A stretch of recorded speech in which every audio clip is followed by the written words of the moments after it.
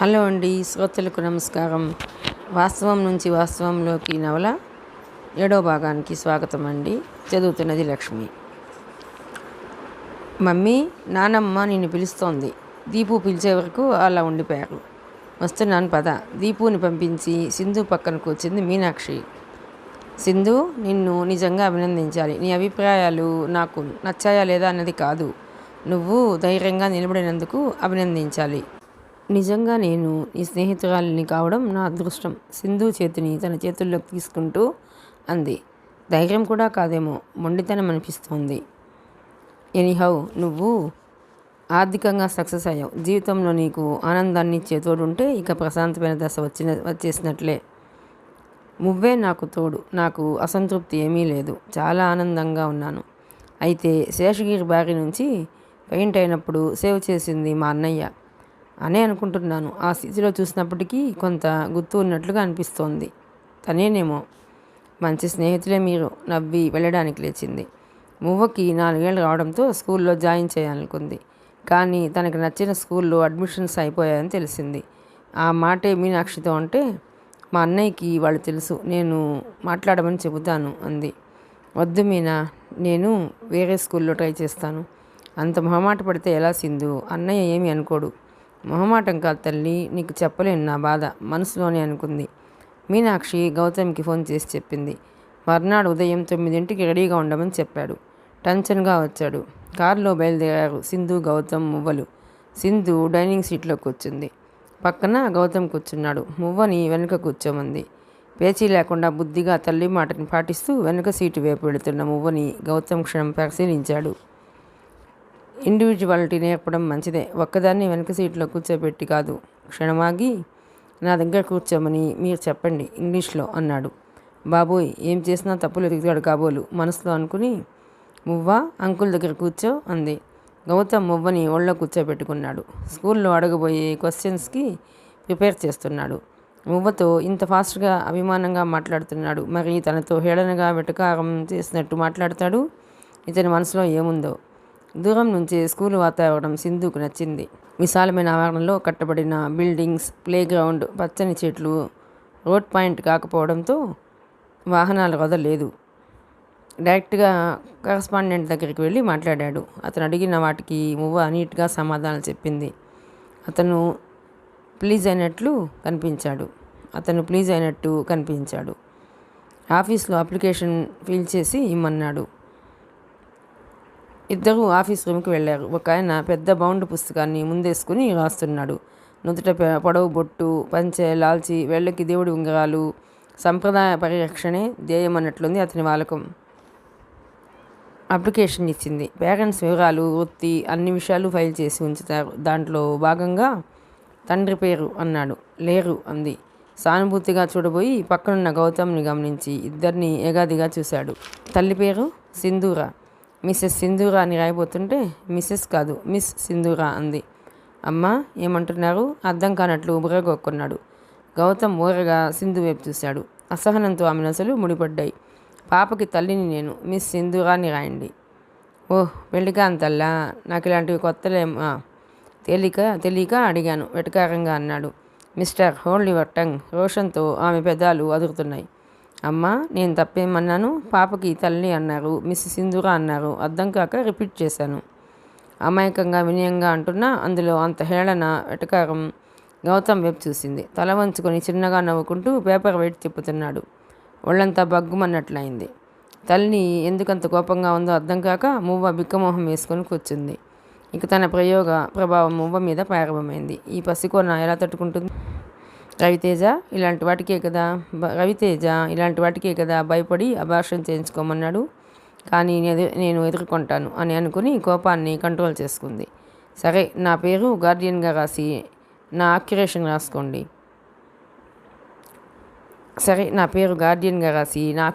రాసుకోండి. అయితే తల్లిదండ్రులు లేరని రాయమంటారా? గౌతమ్ తలెత్తి సింధు వంక కుతూహలంగా చూశాడు. ఒక క్షణం కళ్ళు మూసుకుని బాధగా దిగమింగింది. తల్లిని నేనున్నాను. నేను చెప్పేది మీరు రాయకుండా గొంతు బొంగురుపోయింది. వివరాలన్నీ క్లియర్గా లేకపోతే కమిటీ వాళ్ళు దెబ్బలాడతారమ్మా. అంటే ఇతనికి ఇప్పుడు తన స్టోరీ అంతా చెప్తే తప్ప శాంతించడన్నమాట. అణిచిన కోపం రెట్టింపు వేగంతో తన్నుకొచ్చింది. అమ్మా, కమిటీ వాళ్ళు ఏదో చెప్పబోతున్నాడు clerk. Go to hell you and your committee. Come on come on Muvva. మొదటిసారి నమస్కారాన్ని మర్చి కఠినంగా పలికి వేగంగా కిందకి దిగి వెళ్ళి కారులో కూర్చుని స్టీరింగ్ మీద ఏదో అసహాయత, ముఖ్యంగా గౌతమ్ ముందు ఇలా జరగడం, అతను నవ్వుకుంటూ కూర్చోవడం కావాలని అవమానించినట్టు ఉంది. 5 నిమిషాల్లో గౌతమ్ వచ్చాడు.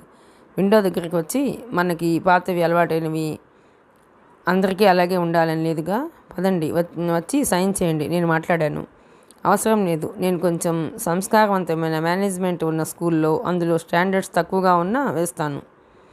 సరే, మీ ఇష్టం. వాచ్మెన్తో ఏదో చెప్పి వచ్చి కారులో కూర్చున్నాడు. మువ్వతో నవ్వుతూ మాట్లాడుతున్నాడు. ఆమెకి ఇరిటేటింగ్గా అనిపించింది. ఎదుటివారి అసహాయతను మీరు నవ్వుతూ ఎంజాయ్ చేయగలరనుకుంటాను. అతన్ని నొప్పించాలని అంది. కాసేపు మాట్లాడినట్టే మౌనంగా ఉండిపోయాడు. ఎంజాయ్ కాదు సింధు, పరిశీలిస్తున్నాను. క్షణమాగి పరీక్షిస్తున్నాను కూడా. అతని గొంతులో క్షణం తొంగి చూసిన ఆర్ద్రత, హర్ట్ అయిన ఫీలింగ్ కనిపించింది. మళ్ళీ మామూలుగా మువ్వ మాటలకి సరదాగా సమాధానాలిస్తున్నాడు. అతని మాటలకి అర్థం ఏమిటి? ఆలోచనలో పడిపోయింది సింధు. తర్వాత సింధు మువ్వని తనకి బాగా తెలిసిన వాళ్ళ స్కూల్లో వేసింది. స్కూల్ బోటిక్కి దగ్గరగా ఉండటంతో ఎలాంటి ఇబ్బంది లేదు. మీనాక్షి సింధుకి మరింత దగ్గరైంది. సింధుకి మొదటి నుంచి స్నేహితులు లేరు. మొదటిసారిగా ప్రాణ స్నేహితురాలిగా ఆమె మనసులో చోటు సంపాదించుకుంది మీనాక్షి. కల్లా కపటం తెలియని ఆమె తత్వం సింధుకి బాగా నచ్చింది. ఒకరి వ్యక్తిగత విషయాలు ఒకరు చర్చించుకునేవాళ్ళు. సమస్యలు వస్తే ఒకరి సలహా మరొకరు పొందేవారు. గౌతమ్ ఇంటి పని మీద వచ్చినప్పుడు అప్పుడప్పుడు తారసపడినా పెద్దగా మాట్లాడేవాడు కాదు. గౌతమ్ గురించి సింధు మనసులో ఏ భావం ఉందో ఆమెకి అంతుపట్టలేదు. ఒక్కోసారి ఉన్నతంగా ఊహించుకునేది, మరోసారి అతని మాటల తీరు తనని హేళన చేస్తున్నట్టుగా ఉండడం, ఇవన్నీ చూస్తే తనంటే చులకనేమో అనుకునేది. మొత్తం మీద ఇద్దరు ముభావంగానే ఉంటున్నారు. కేశవమూర్తి, విమల అప్పుడప్పుడు వచ్చి వెళ్తుంటారు. సునీల్ స్టేట్స్ వెళ్లే ప్రయత్నాలు దగ్గర పడ్డాయి. ఫ్యామిలీతో వెళ్ళి అక్కడే స్థిరపడిపోవాలని అతని ఉద్దేశం. తల్లిదండ్రులు అన్ని విషయాల్లోనూ నిర్లిప్తంగానే ఉంటున్నారు. సునీల్ స్టేట్స్కి వెళితే వాళ్ళని తన దగ్గరికి వచ్చి ఉండమంది. ఒప్పుకోలేదు. ఒప్పుకున్నంత వరకు ఒకరికొకరు తోడుగా ఉండిపోతామన్నారు. వృద్ధాప్యంలోనైనా తల్లిదండ్రుల మధ్య అవగాహనాపూర్వకమైన ప్రేమ ఏర్పడడం సింధుకి సంతోషం అనిపించింది. సింధు ఒక సందర్భంలో తండ్రికి గౌతమ్ని పరిచయం చేసింది. ఇద్దరూ మొహామొహాలు చూసుకొని నవ్వుకున్నారు. మీకు ముందే తెలుసా డాడీ అడిగింది. గౌతమ్ని నాకు పరిచయం చేస్తున్నావమ్మా అంటూ భుజాల చుట్టూ చేయి వేసి ఆప్యాయంగా అన్నాడు కేశవమూర్తి. ఎలాంటి వాళ్ళనైనా ఆకర్షించేస్తాడు ఈ మనిషి అనుకుంది. హౌస్ కన్స్ట్రక్షన్లో కేశవమూర్తి అతనికి సలహాలు ఇచ్చేవాడు. గౌతమ్ చాలా నిలకడ మనిషి అమ్మ, ఈ కాలంలో కుర్రాళ్ళలా పై మెరుగులు కాదు అనేవాడు. విమల కూడా ఆసక్తిగా మాట్లాడేది. వాళ్ళ ముగ్గురు మీనాక్షి ఒకరి మీద ఒకరు జోకులు వేసుకుంటూ ఉంటుంటే తనే పరాయిదానిలా ఫీల్ అయ్యేది సింధు. ఆ వారంలో శుక్రవారం పండుగ, సెకండ్ సాటర్డే సండే రావడంతో గౌతమ్, మీనాక్షి, దీపు, మువ్వలకి సెలవులు వచ్చాయి. సింధు కూడా శుక్ర ఆదివారాలు సెలవే. అందుకే ఈ 3 రోజులు తమ తండ్రి ఉన్న ఊరు వెళుతున్నానని సింధుని కూడా రమ్మని గొడవ చేసింది మీనాక్షి. మా విలేజ్ చాలా బాగుంటుంది, చూస్తే వదలవు. మువ్వను కూడా ఎప్పుడూ ఎక్కడికి తీసుకెళ్ళవు. తనకి ఆట విడుపుగా ఉండాలిగా, అందరం వెళదాం పట్టుబడింది. కొంచెం మొహమాట పడింది సింధు. బలవంతం చేసి ఒప్పించింది మీనాక్షి. సెలవుల్లో ఊరు వెళుతున్నామని తెలిసేసరికి దీపు, మువ్వల ఆనందానికి పట్టపగ్గాలు లేవు. దీపు తమ ఊరి గురించి మువ్వకి వర్ణించి చెప్పేస్తున్నాడు. అర్థం కాకపోయినా ఇంతలేసి కళ్ళతో వింటోంది మువ్వ. గురువారం మధ్యాహ్నం నుంచి మీనాక్షి, గౌతమ్ సెలవు పెట్టుకున్నారు. సింధు లక్ష్మి రంగాలకి బోటిక్ని అప్పగించింది. మధ్యాహ్నం లంచ్ తన ఇంట్లో అరేంజ్ చేసింది సింధు. మొత్తానికి ఈ ప్రయాణం అందరికీ చాలా సరదాగా, సందడిగా ఉంది. జోక్స్ వేసుకుంటూ భోజనానికి కూర్చున్నారు. గౌతమ్ మొహమాట పడకుండా తనతో పాటు డిషెస్ సర్వ్ చేయడం చూసి సింధుకి ముచ్చటేసింది. అతను అన్నం తినే తీరు అవసరమైనంత వరకే వేసుకున్నది వదలకుండా తినడం చూసి భోజనం విషయంలో మంచి పద్ధతి గల మనిషి అనుకుంది. మీనాక్షి ఆఖర్లో కొంచెం రైస్ వదిలేసి, ఇక తినలేను బాబు, పొట్ట బగవైపోయింది అంది. గౌతమ్ చురుగ్గా చూశాడు ఆమె వంక. బాబోయ్, దుర్వాసుడికి కోపం వస్తుంది. ఈ కన్నాన్ని పండించే అన్నదాత గురించి, దేశంలో కరువు కాటకాల గురించి లెక్చర్ బిగించేస్తాడు. సింధు బీ రెడీ ఎడమ చేత్తో ఒక చెవి మూసుకుంటూ అంది. అన్నాన్ని పండించడమేంటి? మీనా తెలివి పెరిగిపోతోంది. నెత్తి మీద ముట్టి వాష్ బేసిన్ దగ్గరికి నడిచాడు. సింధు తనకి మువ్వకి 3 రోజులకు సరిపడా బట్టలు సూట్ కేసులో సర్దింది. టవల్, సోప్, బ్రష్లు, మిగతా చిల్లర సామాగ్రి చిన్న బుట్టలో సర్దింది. మీనాక్షి ప్రకాష్ని పిలిచినా అతనికి ఏదో పనుంది రానన్నాడు. ఆమె అత్తగారు వద్దనలేదు కానీ చాలాసేపు గొణిగింది. పండగ పూట పనంతా ఎవరు చేస్తారని మీనాక్షి లెక్క చేయలేదు. వీళ్లతో సింధు కూడా వెళుతోందనేసరికి పుండు మీద కారం జరిగినట్లయింది. దాంతో మీనాక్షి తిరుగులేమిట్రా అంది ప్రకాష్తో. ఆవిడ మంచిదేనమ్మా, నీకన్నీ అనుమానాలే. అంత శాంతమంతుడు చిరాకు పడిపోయాడు. మింగాలేక కక్కలేక నోరు మూసుకుంది. సాయంత్రం 5 గంటలకి బయలుదేరారు. సిటీకి 25 కిలోమీటర్ల దూరంలో ఉంది ఊరు. సింధు కారులో వెళ్ళాలని నిశ్చయించుకున్నారు. గౌతమ్ డ్రైవ్ చేస్తున్నాడు. సింధు, మీనాక్షి బ్యాక్ సీట్లో కూర్చున్నారు. దీపు, మువ్వ ఒకే సీట్లో కూర్చుని విండోలోంచి బయటకు చూస్తూ గౌతమ్ని ప్రశ్నలతో వేధించసాగారు. పెట్రోల్ బంక్ దగ్గర కారు ఆపాడు. ట్యాంక్ ఫుల్ చేయించాను, ఉదయమే అంది. మీరు ఇప్పటి నుంచి మాదిది కదా, ఖర్చు మాది నవ్వుతూ 10 లీటర్ల టిన్ తీసుకుని డిక్కీలో పెట్టాడు. చాలా స్లోగా డ్రైవ్ చేస్తున్నాడు అతను. రోడ్డుకి ఇరువైపులా వచ్చిన చెట్లు సాయంకాలపు నీరెంటపడి వింత వెలుగుతో మెరిసిపోతున్నాయి. గౌతమ్ ముఖం దీప్తిమంతంగా ఉంది. పరిసరాలు చూస్తూ చిన్నగా ఏదో పాటను హమ్ చేస్తూ స్టీరింగ్ మీద తాళం వేస్తున్నాడు. మధ్యలో 1-2 వాహనాలు తప్ప డిస్టర్బెన్స్ లేదు. ఈ ప్లెజెంట్ వెదర్లో కారులో ఇలా గమ్యం లేకుండా వెళుతూనే ఉండాలనిపిస్తుంది నాకు, మీనాక్షితో అంది. తమని దాటుకుంటూ వెళ్ళిన కారును చూసి దీపు గొడవ పెట్టాడు ఫాస్ట్గా డ్రైవ్ చేయమని.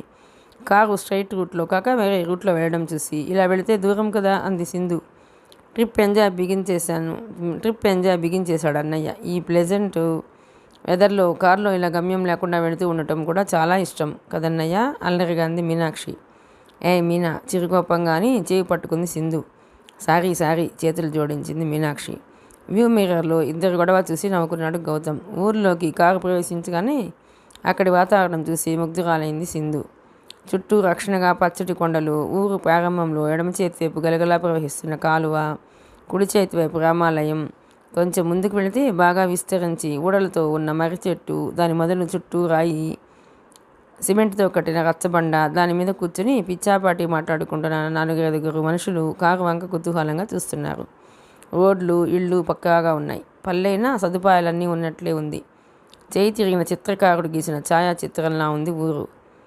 ఇక్కడందరికీ అవేర్నెస్ ఉందనుకుంటా. ఎంత పరిశుభ్రంగా ఉంది ఊరు అంది సింధు. ఫస్ట్లో అన్ని ఊళ్ళలాగే ఉండేది. మా నాన్నగారు హై స్కూల్ హెడ్ మాస్టర్గా వచ్చాక ఊరి బాగు కోసం చాలా కృషి చేశారు. ఊళ్ళో పని పాట లేకుండా తిరిగే కుర్రకారులంతా ఒక తాటి మీదకి తెచ్చి ప్రభుత్వ లోన్లు ఇప్పించి వాళ్ళని బాగు చేయడమే కాక వాళ్ళ చేత ఊరిని కూడా బాగు చేయించారు. ప్లాన్లో చాలా భాగం మా అన్నయ్యది లేండి. ఏదైనా శ్రమపడ్డాడంటే మంచి ఫలితాన్ని సాధించి తీరుతాడు. ఒకసారి ఇలాగే మీనా ఊళ్ళోకి రాగానే ఆవిడని బెదరగొడుతున్నావు వారింపుగా అంటుండగానే ఇల్లు వచ్చింది. చిన్న డాబా ఇల్లు. ముందు భాగం విశాలంగా పిల్లలు ఆడుకోవటానికి వీలుగా ఉంది. వరండాలో 4-5 కుర్చీలు వేసున్నాయి. పడక కుర్చీలో కూర్చుని పేపర్ చదువుకుంటున్న ఒక ఆయన కారు ఆగడం చూసి లేచి నిలబడ్డాడు. మా నాన్నగారు అని చెప్పి చెంగున ఆయన దగ్గరికి పరిగెత్తి కుశల ప్రశ్నలు వేస్తోంది మీనాక్షి. సింధు పరిశీలనగా చూసింది. ఇంకో 10 ఏళ్ళు పోతే గౌతమ్ ఇలాగే ఉంటాడేమో అనిపించే పోలికలు. మీనాక్షి అంటుండేది, నేను మా అమ్మ పోలికంట. ఫోటోల్లో తప్ప బతికొండగా చూడలేదు. నేను పుట్టగానే డెలివరీ టైంలోనే చనిపోయిందట. సింధు దగ్గరికి వెళ్ళి నమస్కారం చేసింది. శుభం రామ్మ, మీ గురించి పిల్లలు చెబుతుంటారు. ఇన్నాళ్ళకి చూడటం జరిగింది. బాబు సామాన్ లోపల పెట్టు అన్నాడు రఘుపతి. దీపు వాళ్ళ తాతగారికి మువ్వని పరిచయం చేసి ఆయన్ని ఊపిరి తీసుకొనివ్వకుండా తనలోని సుగుణాలన్నింటినీ ఎక్కవ పెడుతున్నాడు. ఇద్దరినీ దగ్గరికి తీసుకున్నాడు ఆయన. ఇల్లంతా తిరిగి చూసింది సింధు. చాలా శుభ్రంగా ఉంది. పనివాళ్ళు ఉన్నారేమో అనుకుంది. అంట్లు తోమి ఇల్లు ఊడ్చడానికి పనమ్మాయి ఉంది. మిగతా పనులని ఇద్దరే చేసుకుంటారంటే సింధుకి నమ్మశక్యం కాలేదు. పిల్లలిద్దరికీ పెరట్లో స్నానాలు చేయించింది మీనాక్షి. సింధు కూడా చేసేసింది. నేను అలా లైబ్రరీ వైపు వెళ్ళొస్తానమ్మా అంటూ రఘుపతి గారు వెళ్ళారు. దీపు అక్కడున్న తన బొమ్మలు మువ్వకి చూపిస్తున్నాడు. పెరట్లో 2 మంచాలు వేశాడు గౌతమ్. అందరిలోనూ 2-3 పెద్ద సీమ చింత, వేప, కొబ్బరి, మామిడి చెట్లు ఉండటంతో గాలి ధారాళంగా వీస్తోంది. పెరట్లో దేశవాళీ పూల మొక్కలున్నా తక్కువగా ఉన్నాయి. కూరగాయల మొక్కలు, ఆకుకూర మళ్ళు ఉన్నాయి. మా నాన్నగారి ఆసక్తి ఇదంతా. గౌతమ్కి ఇంట్రెస్ట్ ఉన్నా ఖాళీ ఉండదు. మీనాక్షి చెప్పింది. పండిన తాజా కూరలు తెంపి పెరట్లో పరచిన నాపరాళ్ళ మీద కత్తిపీట వేసుకుని కూరగాయలు కోస్తూ సింధుతో కబుర్లు ప్రారంభించింది మీనాక్షి. నేను హెల్ప్ చేస్తాను. సింధు లేచింది. వద్దు వద్దు, మీ అందరికీ నా చేతులతో వండి పెట్టాలని ఉంది వారించింది మీనాక్షి. అన్నా చెల్లెళ్ళిద్దరూ వంటింట్లో కబుర్లు చెప్పుకుంటూ వంట చేస్తున్నారు. సింధు నెమ్మదిగా మంచం మీద వాలింది. చెట్ల మీద నుంచి వస్తున్న స్వచ్ఛమైన గాలి వీస్తుంటే ప్రాణానికి హాయిగా ఉంది. అడపాదడపా గౌతమ్ మాటలు, మీనాక్షి నవ్వులు తప్ప ఎలాంటి శబ్దాలు లేవు. ప్రశాంతంగా ఉంది. పరాయి చోటికి వచ్చినట్లుగా ఆమెకి అనిపించలేదు. ఇంటి వెనుక మసాలాలోకి లైట్ వెలుగు పగడంతా ఆక్రమించింది. పిల్లలిద్దరూ ఆమె పక్కనే చేరారు. గౌతమ్ ఒకసారి తొంగి చూశాడు. సింధు ఆకాశం వైపు చేయి చూపించి ఏంటో చెబుతోంది. ఆవిడ ఇబ్బందిగా ఏమీ ఫీల్ అవ్వడం లేదు కదా. జాగ్రత్తగా చూడు మీనా, గౌతమ్ అన్నాడు. అబ్బా, ఏం అపురూపం, మీనాక్షి ముసిముసిగా నవ్వింది.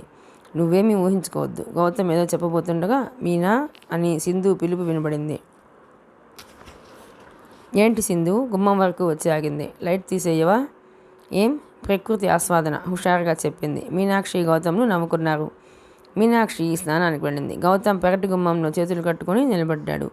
సింధు ఇటువైపు తలపెట్టుకుని ఉండటంతో గౌతమ్ని చూడలేదు. చందమామ చల్లని వెన్నెలను వెదజల్లుతున్నాడు. వెన్నెల్లో గుమ్మడి, బీర, పాతులకున్న పూలు భూమి మీద నక్షత్రాలా ప్రకాశిస్తున్నాయి. సింధు చిన్నగా ఏదో పాటని హమ్ చేయడం విని పిల్లలు పెద్దగా పాడమని గొడవ చేస్తున్నారు.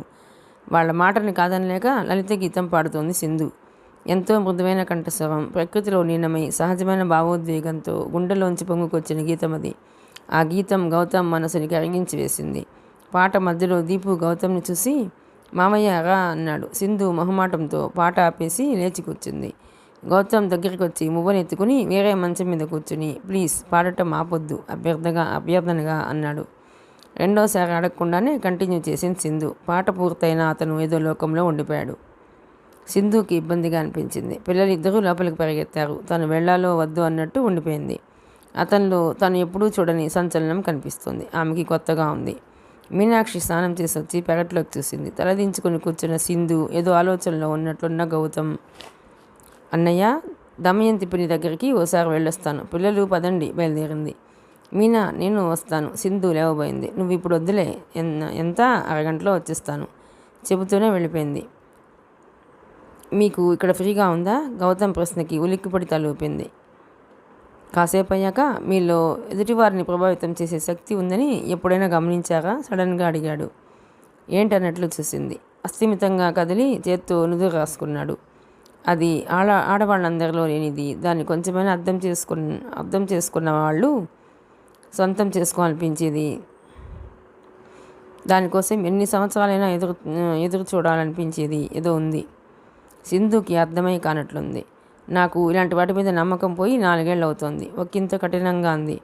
నిట్టూర్చి చేతుల మీద వెనక్కి వాలి ఆకాశాన్ని చూస్తుండిపోయాడు. 5 నిమిషాల్లాగి తల విదిరించి లేచి నిలబడ్డాడు. సారీ ఫర్ ద డిస్టర్బెన్స్ అని వడివడిగా నడిచి వెళ్ళిపోయాడు. మళ్ళీ మంచం మీద పడుకుండిపోయింది. అతను తన ప్రేమను కోరుకుంటున్నాడన్నది వాస్తవం. కానీ తను అందుకు సిద్ధంగా ఉందా? ఆలోచనలో పడిపోయింది. పెళ్లి పట్ల ఇప్పటికీ తనకి ఆసక్తి లేదు. ఒకసారి ప్రేమలో విఫలమైంది. మళ్ళీ ఇంకొకరిని ప్రేమించి వాళ్ళతో గొడవలు వస్తే మళ్ళీ విడిపోయి ప్రేమకి తన జీవిత విధానంలో ప్రాధాన్యత ఇంతేనా? పోనీ తన జీవితాంతం ప్రేమించే మనసు తోడు లేకుండా జీవించగలదా? అసలు గౌతమ్ ఎలాంటి వాడు? పెళ్లి కాకుండా బిడ్డని కన్నానని లోకమంతా హేళన చేస్తుంటే ఈ అన్నా చెల్లెళ్ళకి తన మీద ఇంత అభిమానం ఎందుకు? గౌతమ్ తనకి పరాయవాడుగా అనిపించడు. అతనితో ప్రేమని పంచుకోవాలన్న కోరిక లేదు. కానీ స్నేహంగా ఉండాలని, ఆప్తుడిలా భావించి కష్టసుఖాలు పంచుకోవాలన్న కోరిక ఉంది. మీనాక్షి పిల్లలు వచ్చినట్లుగా సందడి వినిపిస్తోంది. లేచి ఇంట్లోకి వెళ్ళింది. అమ్మాయి గారికి ప్రకృతి ఆస్వాదన అయిందా? ఇక నా వంటలోని రుచిని ఆస్వాదిస్తారా? హాస్యంగా అంది. రఘుపతి గారు కూడా వచ్చేశారు. అందరూ కలిసి పెరట్లో శుభ్రంగా ఉన్న నాపరాళ్ళ మీద పీటలు వేసుకుని కూర్చున్నారు. సింధు వడ్డంలో పార్టిసిపేట్ చేసింది. ఏమ్మా, కింద కూర్చొని తినగలవా? రఘుపతి అడిగారు. నాకు అలా కూర్చొని తినడం చాలా ఇష్టం అంకుల్. సిటీలో కావాలనుకున్న ఈ వెదర్ రాదు అంది సింధు. నిజమేలేమ్మా అన్నారు ఆయన. మర్నాడు ఉదయం చుట్టుపక్కల ప్రదేశాలకి పిక్నిక్ లాగా వెళ్ళాలనుకున్నారు. తండ్రి అన్నం కొంచెమే తినడం చూసి కొంచెం వేసుకోండి నాన్న అని అన్నం మరి కొంచెం వేయబోతుంటే వద్దమ్మా అంటూ వారింపుగా మణికట్టు పట్టుకున్నారు. వేడిగా తగిలింది చేయి. జ్వరం ఉన్నట్లుంది నాన్న ఆదుర్దాగా అంటూ నుదుటి మీద చేయి వేసింది. ఏం లేదమ్మా, కొంచెం నలత అంతే అన్నారు. గౌతమ్ టాబ్లెట్ ఇచ్చాడు. రాత్రి తగ్గినా తెల్లారేసరికి మళ్ళీ జ్వరం ఉధృతంగా వచ్చేసింది. 2 సార్లు వామిటింగ్స్ అయ్యేసరికి గౌతమ్ కంగారు పడి డాక్టర్ కోసం సిటీకి వెళ్ళాడు. మీనాక్షి కంగారు పడుతుంటే గాబరా ఏం వద్దమ్మా, డైజెస్ట్ కాలేదు అన్నారు. డాక్టర్ చూసి ప్రాబ్లం ఏమీ లేదని మందులు ఇచ్చి వెళ్ళాడు. ఆ రోజు మధ్యాహ్నం 3 వరకు మీనాక్షికి ఇంటి పనితోనూ తండ్రిని చూసుకోవడంతోనూ సరిపోయింది. సింధు హెల్ప్ చేయకపోతే నీకు ఎంజాయ్మెంట్ ఎలాగూ లేదు, పనులు కూడా చెయ్యనివ్వవా వారి రఘుపతి గారికి కొంచెం నెమ్మదించాక అమ్మాయికి పిల్లలకి విసుగ్గా ఉండి ఉంటుంది. రోజుల్లా ఇంట్లోనే ఉన్నారు, కాసేపు బయటకు తీసుకెళ్ళు గౌతమ్. మీనా నువ్వు వెళ్ళు. గౌతమ్ సంశయంతో నిలబడ్డాడు. అన్నయ్య నేను అన్నీ చూసినవే కదా, నువ్వు సింధు వెళ్ళండి. ఈరోజు దమయంతి పిన్ని మనవడి పుట్టినరోజు, పిల్లలు అక్కడికి వెళతామంటున్నారు. వద్దు మీనా, అంకుల్కి బాగా లేనప్పుడు ఇప్పుడు షికారు ఎందుకు, తర్వాత చూద్దాంలే. పర్వాలేదమ్మా, చుట్టూ మంచి ప్రదేశాలున్నాయి, మళ్ళీ మళ్ళీ వస్తావా, వెళ్ళమ్మా, గౌతమ్ చూపిస్తాడు రఘుపతి అన్నాడు. సరే పదండి. దీని గురించి ఇంత ఆలోచన ఎందుకు? గౌతమ్ ఫ్రెష్ అవడానికి లోనికి వెళ్ళాడు. తప్పదనట్లుగా లేచింది. అతనితో ఒంటరిగా వెళ్ళాలంటే మనస్కరించడం లేదు. తన జీవితంలో కొత్త మలుపులు ప్రారంభమవుతున్నట్లు ఆందోళనగా ఉందామె మనసు. రవితేజతో బంధం తెగిపోయాక కొన్నాళ్ళు పూర్తిగా కెరీర్ మీదే దృష్టిని పెట్టింది.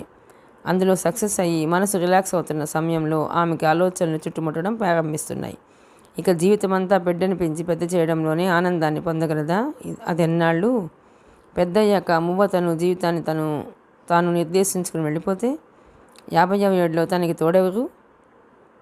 జీవితాంతం ఏ మధురానుభూతులు లేకుండా మూడులా గడపగలదా? పోనీ రాగబంధాలకు అతీతంగా నా వాళ్లే అనుకుంటూ సంఘసేవలో మునిగిపోగలదా?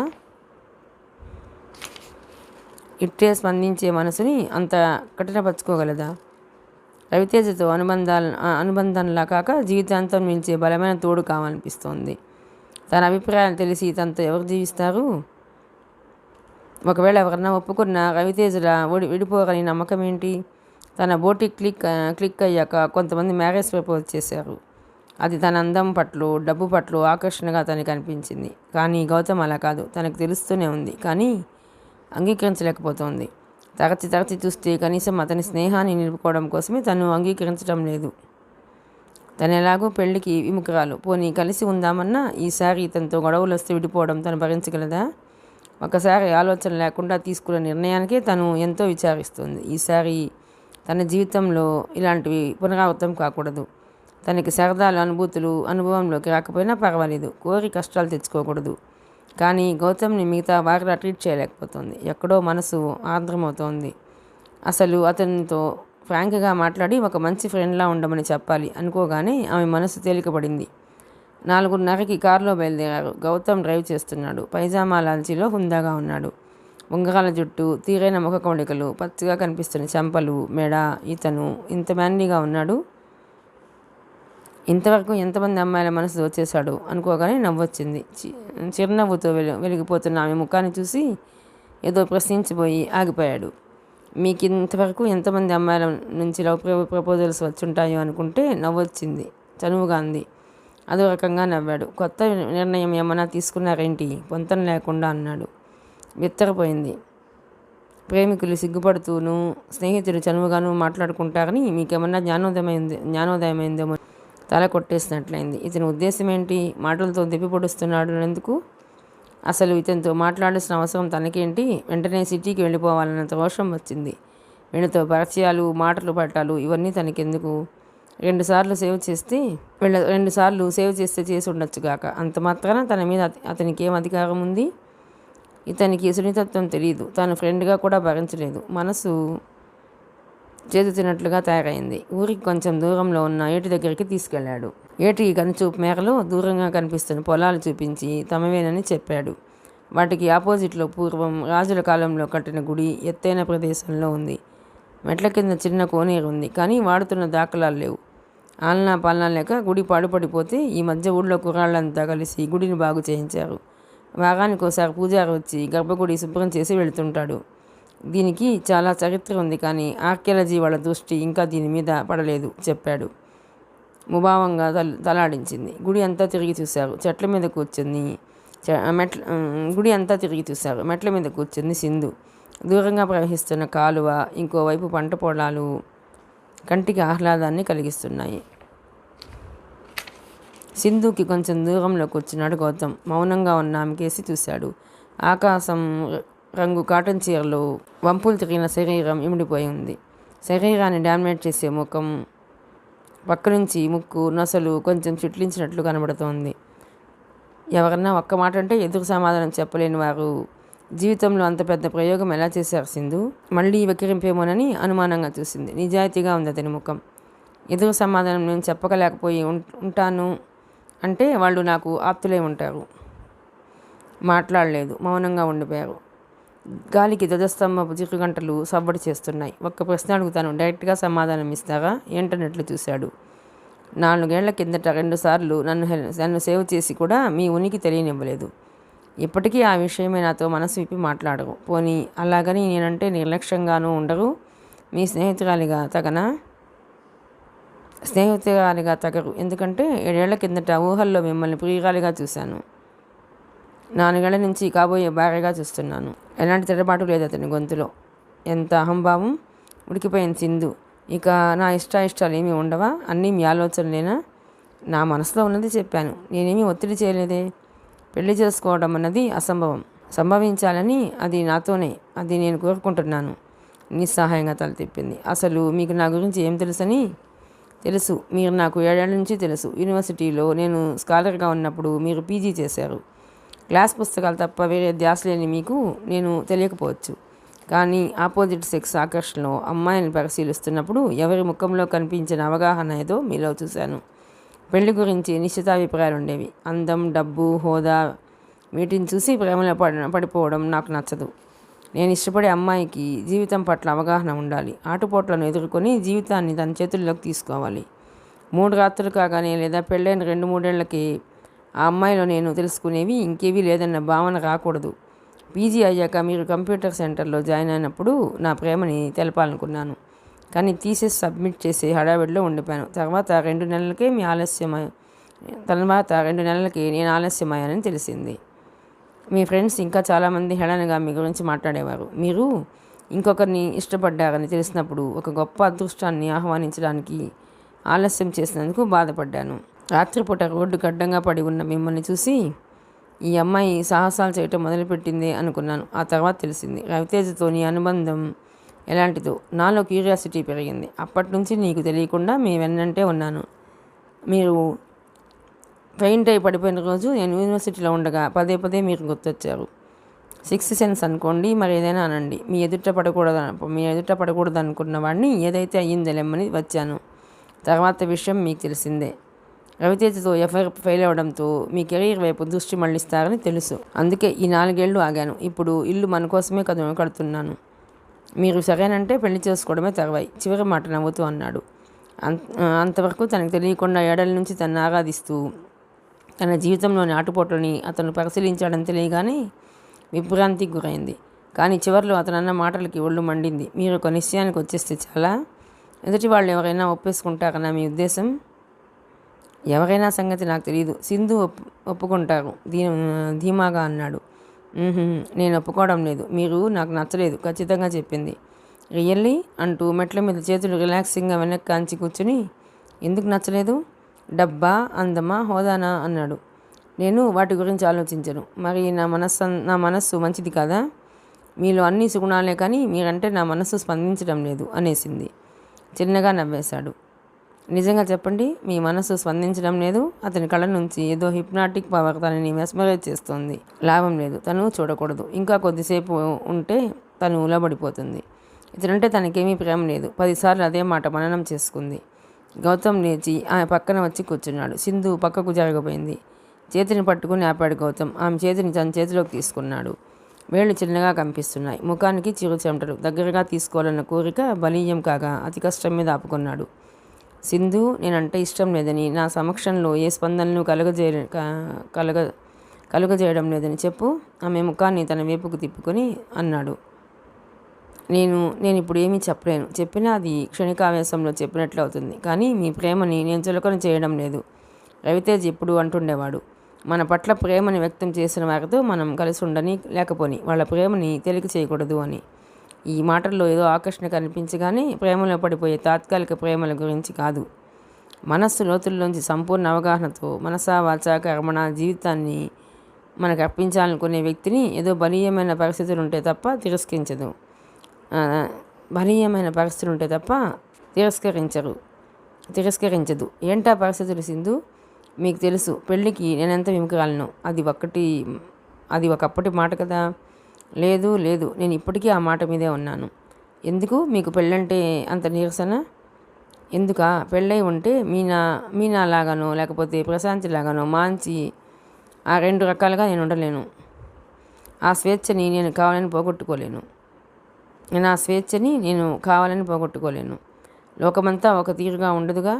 లోకం సంగతి ఏమో, భార్యలు అలాగే ఉండాలి. మీరు నన్ను పెళ్లి చేసుకుంటానంటున్నారు అంటే మన ఇద్దరం కలిసి మీ ఇంట్లో ఉంటాం, అంతే కదా? అవును. మీరు మీ ఉద్యోగానికి వెళ్ళినప్పుడు నేను ఇల్లంతా దిద్దుకుని వంట చేసి క్యారేజీ అందించాలి. నాకు ఒక వృత్తి ఉందంటే అది సెకండరీనే. ఇక మీ నాన్నగారికి చేయాల్సిన సేవలు ఎలానూ ఉంటాయి. మళ్ళీ పని వాళ్ళని పెట్టుకోకూడదు. ముసలాయన్ని పని మనిషికి వదిలేశారని నింద. పెళ్ళైతే మీ ఇద్దరి కోసం మీ అభిరుచుల కోసం బ్రతకాల్సి ఉంటుంది తప్ప నాకంటూ నా సొంత అభిప్రాయాలు మిగలవు. అతనేమన్నా అనుకుంటాడేమోనన్న ఆలోచన లేకుండా నిర్మోహమాటంగా అంది. పిచ్చి సింధు, ఫిక్స్డ్ ఒపీనియన్స్లో ఉండిపోయావు. చాలా మగాలైతే తల పట్టుకు ఊపాడు. నా మాటలు నిజం కాదా? సవాల్గా అంది. మాటలతో ఎవరిని నమ్మించలేరు. నువ్వు ఇష్టపడే వాతావరణాన్ని నేను కల్పించగలనని నా నమ్మకం. అది ప్రత్యక్షంగా చూస్తేనే నీకు తెలుస్తుంది. కాసేపు మౌనంగా ఉన్నాక, సింధు, నేనెప్పుడూ కఠినంగా మాట్లాడుతుంటానని మీరు బాధపడుతుంటారు కదూ? ఏమో, నేను గమనించలేదు బింకంగా అంది. ఆనందంగా నవ్వాడు. ఈమె అవగాహనతో సంపూర్ణత్వాన్ని ఇవ్వగలదు. అమాయకత్వంతో నవ్వించనుగలదు. బాల్య చేష్టలతో మురిపించనుగలదు. మీతో ఈ పూట గడపడం మళ్ళీ ఎన్నేళ్ళైనా ఎదురు చూడగల శక్తిని ఇతని పంతం ఇతనిదే. విసుగ్గా అనుకుంటూ గాలికి ఎగురుతున్న కుచ్చుళ్లను సర్దుకుంది. తెల్లగా పల్చగా పొడవుగా ఉన్న పాదాల మీద పడింది అతని సన్నటి పట్టీలు, గులాబీ రంగులో ఉన్న గోళ్ళు. భగవంతుని సృష్టి ఎంత గొప్పదో కదా అంటూ పాదాల మీద చేతులు వేశాడు. ఒళ్ళు జల్లుమంది ఆమెకు. గౌతమ్, ఏంటి మీరు చేస్తున్న పని? కంగారుగా పాదాలు వెనక్కి లాక్కుంది. ప్లీజ్, అభ్యర్థన. కానీ దేవుడు ప్రతి మనిషికి ఏదో ఒక బలహీనతలను పెడుతూనే ఉంటాడు. ఇప్పుడు ఈ క్షణంలో మీ సౌందర్యాన్ని ఆస్వాదించాలనుకోవడం, దాన్ని ఎక్స్ప్రెస్ చేయకుండా ఉండలేకపోవడం నా బలహీనత. అయితే ఇది ఉవ్వెత్తున ఎగిసిపడే కోరిక కాదు. ఈ పాదాలతో మీరు వేసే ప్రతి అడుగు నా హృదయంలోకి దారితీయాలని నా కోరిక. ఇవి దేవతా పాదాలు. ఈ దేవత నన్ను కరుణించడానికి ఈ పూజ. 2 మెట్లు కిందకి దిగి ఆమె పాదాలని ఒడిలోకి తీసుకుని సున్నితంగా చుమ్మించాడు. చెప్పగానే ఉద్వేగంతో చలించిపోయింది. మోకాళ్ళ చుట్టూ చేతులు చుట్టి తల ఒడిలోకి దించి ఉండిపోయింది. ఇతను తను ప్రేమిస్తున్నాడని తెలుసు, కానీ ఇంత ఉన్నత భావనతో అనుకోలేదు. కానీ ఎంత గొప్పదైనా నీ ప్రేమ శాశ్వతమా? క్షణక్షణం మారిపోయే కోసం. ఆనందం దుఃఖంలాగా ప్రేమ కూడా అశాశ్వతమేమో. తెలియకుండా కళ్ళల్లో నీళ్లు తిరిగాయి. చీకటి పడే వరకు అలాగే కూర్చున్నారు. వచ్చేప్పుడు కారులో సింధుని ఏమీ మాట్లాడించలేదు. పూర్వపు గౌతంలోనే అయిపోయాడు. ఇంట్లో అడుగు పెట్టగానే మీనాక్షి ఇద్దరు ముఖాలు వంక కుతూహలంగా చూసింది. ఆ చూపులను ఎదుర్కోవడానికి సింధు చాలా కష్టపడింది. తను చాలా బేలగా అయిపోతుంది. ఎందుకనో కానీ మీనాక్షి గౌతంల అభిమానాన్ని కాదనలేకపోతుంది. అలాగని ఆలోచన లేకుండా ఎలాంటి నిర్ణయాలు తీసుకునే స్థితిలో లేదు తను. 3 రోజులు అక్కడే ఉన్నా ముందు అనుకున్నట్లుగా పూర్తిగా ఎంజాయ్ చేయలేకపోయింది. ఆమెను ఇబ్బంది పెట్టకూడదని గౌతమ్ ఆ 2 రోజులు ఆమెని తప్పించుకునే తిరిగాడు. సునీల్ ప్రశాంత్ని కొడుకుని తీసుకుని స్టేట్స్ వెళ్ళిపోయాడు. తల్లిదండ్రుల విషయంలో అతనేమీ సెంటిమెంట్ ఫీల్ అవ్వలేదు. అతనికి తాము ప్రతిబంధకం కాకూడదనుకున్నారు కేశవమూర్తి, విమలలు. అందుకే ఆధారంగా వీడ్కోలిచ్చారు. సింధు ఎయిర్పోర్ట్కి వెళ్ళింది. మొదలే అంతంత మాత్రంగా ఉన్న బంధం ఇంత దూరం వెళుతున్నదంటే ఇక పూర్తిగా తెగిపోయినట్లే. అక్కడి నియమాలు పద్ధతులు విదిలించుకొని ఎప్పుడు పడితే అప్పుడు రావడము కష్టమే. 25 ఏళ్ల పైన కలిసి పెరిగిన సాన్నిహిత్యం ఆమెకు మనసు భాగమైంది. తనకే ఇలా ఉంటే తల్లిదండ్రుల పరిస్థితి ఏంటి? మగపిల్లాడిని గారాబం చేసి అతని మీద ప్రాణాలు పెట్టుకొని పెంచారు. అతని ఎడబాటు వాళ్ళకి దుఃఖాన్ని కలిగిస్తుందేమో అనుకుంది సింధు. కానీ కేశవమూర్తి మునిపట్ల లేరు. సర్దుబాటు తత్వం, వేదాంత ధోరణి ఏర్పడ్డాయి. భార్యాభర్తలిద్దరూ ఒకరినొకరు తోడుగా భావించుకుంటూ వృద్ధాప్యంలో ఆనందంగానే ఉంటున్నారు. సింధు 2 రోజులు మువ్వను తీసుకుని తండ్రి ఇంట్లో ఉంది. అక్కడే ఉండిపోమన్నాడు ఆయన. తను వెళితే చుట్టుపక్కల వాళ్ళేవో తవ్వి తీస్తూ వాళ్ళకి బాధ కలిగించవచ్చు. అందుకే వెళ్ళకూడదని నిశ్చయించుకుంది. మువ్వ ఎక్కువగా వాళ్ళ ఇంట్లోనే ఉంటుంది. ఆ రోజు రాత్రి బోటిక్ నుంచి 8:30కి వచ్చి స్నానం చేసి భోజనానికి కూర్చోబోతుండగా డోర్ బెల్ మోగింది. ఈ సమయంలో ఎవరు అనుకుంటూ వెళ్ళి తలుపు తీసింది. ఎదురుగా కరుణాకర్. ఆశ్చర్యపడిన సింధు రమ్మనాలో వద్దు తెలియనట్టు నిల్చుండిపోయింది. మే ఐ కమిన్ స్టైల్గా అన్నాడు. రండి. లోపలికి రాగానే సోఫా చూపి కూర్చోమంది. అతని గురించి మీనా చాలాసార్లు చెప్పింది. 2-3 సార్లు తను చూసింది కానీ ఎప్పుడూ మాట్లాడలేదు. తనతో ఇతనికేం పనో. వెల్, నా గురించి మీకు తెలుసు అనుకుంటాను. మీనాక్షి బావగారిని ప్రైమ్ మినిస్టర్ లెవెల్లో అన్నాడు. ఆమెకి వింతగా అనిపించి తలూపి ఊరుకుంది. అతను చుట్టూ చూశాడు. డైనింగ్ రూమ్ పార్టిషన్ ఓపెన్ చేసి ఉండడంతో మీల్స్ డైనింగ్ టేబుల్ మీద అరేంజ్ చేసి ఉండడం చూసి, డిన్నర్ చేస్తున్నారా? Sorry for the disturbance. I will meet you after some time లేవకుండానే అన్నాడు. విషయం చెప్పండి తుంచినట్లు అంది. మీ గురించి మీనాక్షి వాళ్ళ అన్నయ్యతో మాట్లాడేటప్పుడు విన్నాను. I pity you. నేను కూడా ఒంటరివాడిని. ఆ బాధ ఏంటో నాకు తెలుసు. మీ గురించి కొంతమంది వల్గర్గా మాట్లాడుకుని ఉంటే విన్నాను. అలాంటివి నేను పట్టించుకోను. నాకు మీరు నచ్చారు. మిమ్మల్ని నేను పెళ్లి చేసుకుని మీకు కొత్త జీవితాన్ని ఇస్తాను. డైరెక్ట్గా విషయంలోకి వచ్చాడు. ఆమెకి ఆపుకోలేనంత నవ్వొచ్చి పగలబడి నవ్వింది. పిచ్చిదాన్ని చూసినట్టు చూశాడు. తనను దేవతగా చూస్తూ తన ఉన్నతిని కాంక్షించే గౌతమ్ని, హిమాలయాల్లో ఉత్తంగా వ్యక్తిత్వం గల గౌతమ్ని, తన ప్రేమ కోసం తరబడి ఎదురు చూస్తున్న గౌతమ్ని, అతనితో జీవితాన్నే తను తిరస్కరిస్తోంది. అలాంటిది వీడు, ఈ మగపురుగు తన ఇష్టం అంగీకారం లేకుండా పెళ్లి నిర్ణయం చేస్తున్నాడు. పైగా కొత్త జీవితాన్ని ఇస్తాడంట. ఈ మగవాళ్ళు ఆడవారిని ఎంత అల్పంగా చూడగలరు? ఎందుకు నవ్వుతున్నారు? వాడిపోయిన ముఖంతో అడిగాడు. ఏం లేదు, నవ్వాపుకుంటూ. కొత్త జీవితం అంటే అర్థం కాలేదు అంది. హుషారు వచ్చింది అతనికి. పెళ్లి కాకుండా తల్లి ఈ లోకంలో నిందల పాలవుతూ మూడులా జీవితం గడుపుతున్నారు. మీరు ఇంకా ఆ కష్టాలు పడటానికి వీలు లేదు. మీ అందం అడవి కాచిన వెన్నెల కాకూడదు. మిమ్మల్ని పెళ్లి చేసుకుని అందరి నోళ్ళు మూయిస్తాను. మరి మువ్వ సంగతి? అతని ఆవేశానికి అడ్డుపడింది. మువ్వంటే మీ పాప కదూ. తనని మాటల కోసం తడుముకుంటున్న అతన్ని వినోదంగా చూస్తుంది. మనకి అడ్డెందుకు? హాస్టల్లో వేసేద్దాం. ఇప్పటి వరకు మానవత్వంతో చూశారు. ఇంకా మీ ఆనందానికి ఆ పిల్ల అడ్డెందుకు? హాస్టల్లో వేయడం ఆనందం కోసమే అన్నట్లు మాట్లాడాడు. ఆమె ఇక సహించలేకపోయింది. లేచి నిలబడి, మగాళ్ళ మీద నాకున్న నమ్మకాన్ని నిజం చేశారు. మీరు ఇక వెళ్ళొచ్చు కఠినంగా అంది. ఆమె మాటలను వేరుగా అర్థం చేసుకుని, అయితే ఒప్పుకుంటున్నారా? ఆనందంగా అన్నాడు.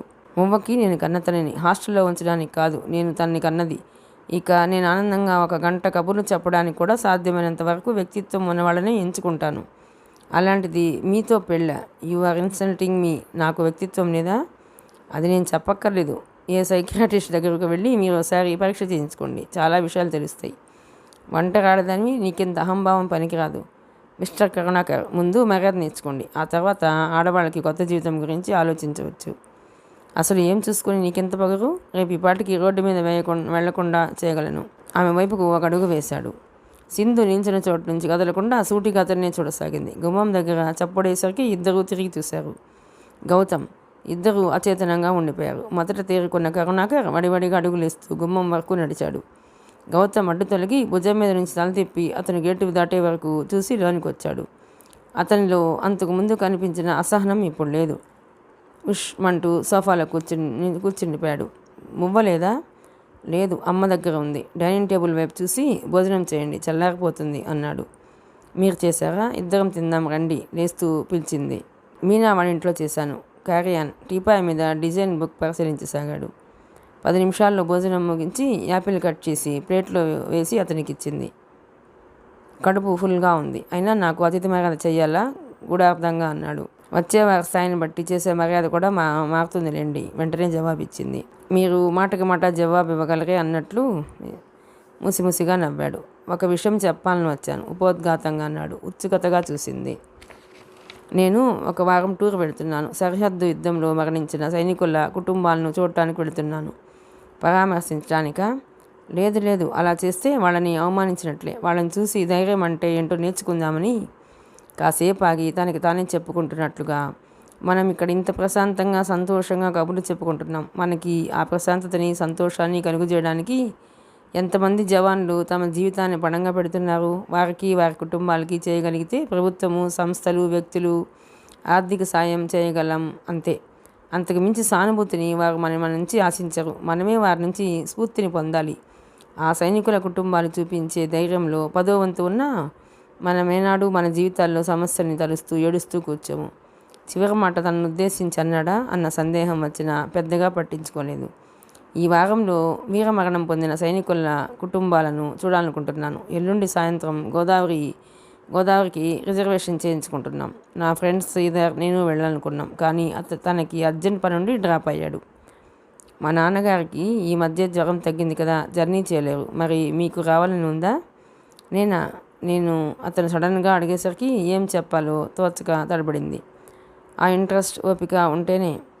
కాసేపు ఆలోచించి వస్తాను దృఢంగా అంది. ఏలూరు, గుంటూరు, వరంగల్, హైదరాబాద్ వెళ్ళి తర్వాత టైం ఉంటే మిగతా చోట్లకు వెళ్ళాలనుకుంటున్నారు. Train journey time waste, risk కాబట్టి అంబాసిడర్కి బుక్ చేద్దామంది సింధు.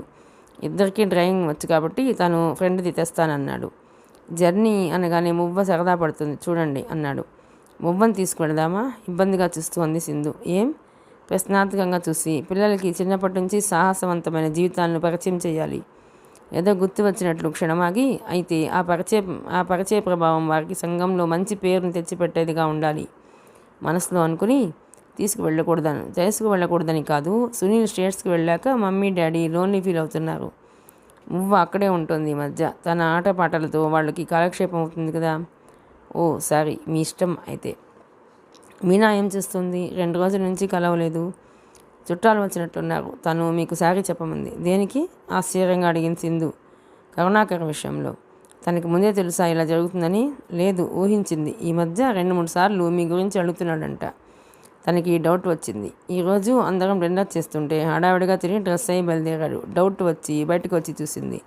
అతను ఇక్కడికి రావడం గమనించి నన్ను పంపించింది. టూకీగా చెప్పాడు. తను ఎందుకు సారీ చెప్పడం? అతను ఏ రీతిగా బిహేవ్ చేయగలడో తనకు తెలుసు కాబట్టి. కుటుంబంలో ఎవరు తప్పు చేసినా అందరి బాధ్యత ఉంటుందని తను నమ్ముతుంది కాబట్టి. ఓహ్, రియల్లీ సెంటిమెంటల్ ఉమెన్. తల అడ్డంగా ఊపింది. ఆమె మాటలు అతను వినలేదు. తలని పట్టుకున్న చేతులు, వేళ్ళు అతన్ని ఆకర్షించాయి. తెల్లగా పొడవుగా సుకుమారంగా ఉన్న చేతులు, నున్నగా పారదర్శకంగా ఉన్న చర్మం, ఎడమ చేతి మధ్య వేలికి ఉన్న ఉంగరం తన అదృష్టానికి మురిసిపోయి లైట్ వెలుగులో మెరిసిపోతుంది. ఆడవాళ్ల చేతులకు గాజులే అందమని, గాజులు లేని స్త్రీ చేయి బోసిగా ఉంటుందన్న అభిప్రాయాన్ని చెదరగొడుతూ ఆమె చేతులు మేట వేసిన స్వచ్ఛమైన ఏటి ఇసుక పొగను తలపిస్తూ మోచేతికి కొంచెం పైనుంచి ప్రారంభమైన సౌందర్య ప్రవాహం జలపాతంలా కిందకి దూకి 5 పాయలుగా చీలి వేళ్ల కొసల దగ్గర ఘనీభవించింది. సృష్టిలో సౌందర్యం మనిషిని ఎంత బలహీనుడిగా మారుస్తుందో కదా. ఈ స్పందనకు కారణం నిజంగా అపూర్వమైన ఆమె సౌందర్యమా, లేక ఆమె పట్ల ప్రేమతో నిండిన తన మనస్సుకి ఆమె అణువణువు సౌందర్యవంతంగా కనిపిస్తోందా అనుకుంటూ బరువుగా ఊపిరి పీల్చాడు. నేను నాకు ఇష్టమైన పద్ధతిలో జీవిస్తానంటే లోకానికి ఎందుకు నేనంటే చులకన? తల పైకి ఎత్తి అడిగింది. కంఠంలో బేలతనం. నిర్ఘాంతపోయాడు. అతను ఆ కరుణాకర్ వచ్చాడు. రావడంతోనే ఏమాత్రం పరిచయం లేని నాతో మ్యారేజ్ ప్రపోజల్ తెచ్చాడు. ప్రపోజ్ చేయడం కాదు, ఏకపక్ష నిర్ణయం. అంతర్లీనంగా అతని మాటల్లో శాసనమే ఉంది. ఆడది ఏం చేయగలదన్న పొగరు, ఒప్పుకోక ఏం చేస్తుందన్న ధీమా. ఆలోచించడానికి అసహ్యంగా ఉంది. ఒక్కోసారి భయం కూడా వేస్తుంది. చిన్నపిల్లల తలదించుకుంది. సింధులో కూడా అధైర్యం ఉందా? ఎందుకు భయపడుతుంది? ఆటుపోట్లని తట్టుకునే ఆమె గుండె నిబ్బరమే కదా తనని బాగా ఆకర్షించింది. అతను ఆలోచిస్తున్నాడు.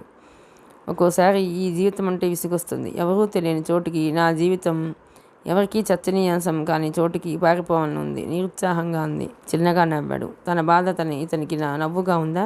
ఎప్పట్లా వ్యంగ్యంగా వంపు తిరిగిన పెదాలు ఆమెకి ఒళ్ళు మండించింది.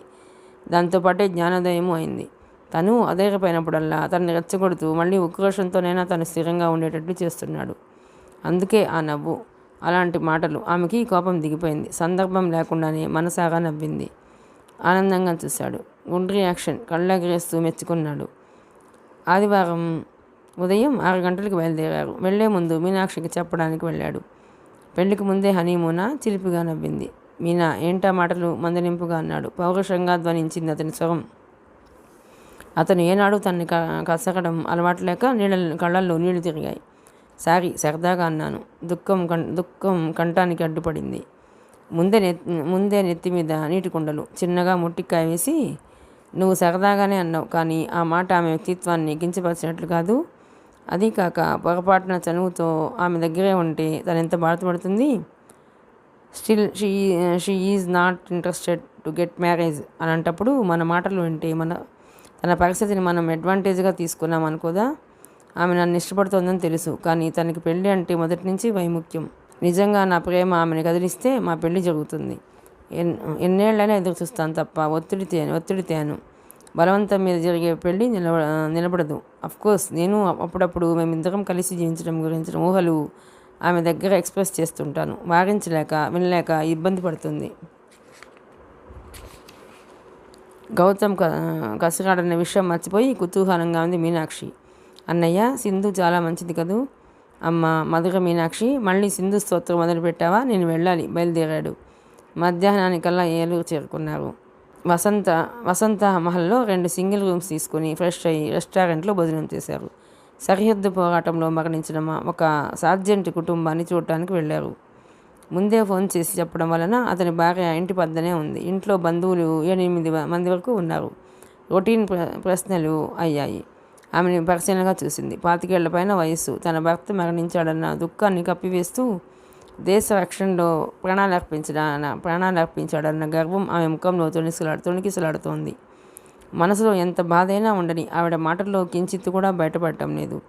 మీ జీవిత భాగస్వామిని కోల్పోవడం మీకు బాధగా లేదా? మాటల సందర్భంలో అడిగాడు గౌతమ్. లేదు, తల అడ్డంగా ఊపింది. 8 గంటలు ఆఫీస్ వర్క్ చేసి భూభాగాన్ని మోస్తున్న ఫీలింగ్తో 24 గంటలు భార్య సేవల మీద ఆధారపడే సగటు భర్త కాదు నా భర్త. దేశమాత రక్షణ కోసం మంచుకొండల్లో అహరం శ్రమించిన అలుపెరగని వీరుడతను.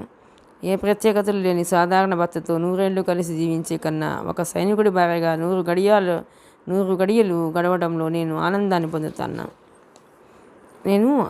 పొందుతాను. అందుకే నా భర్త పోరాటంలో వీరమరణం పొందినందుకు అతని భార్యగా గర్విస్తున్నాను.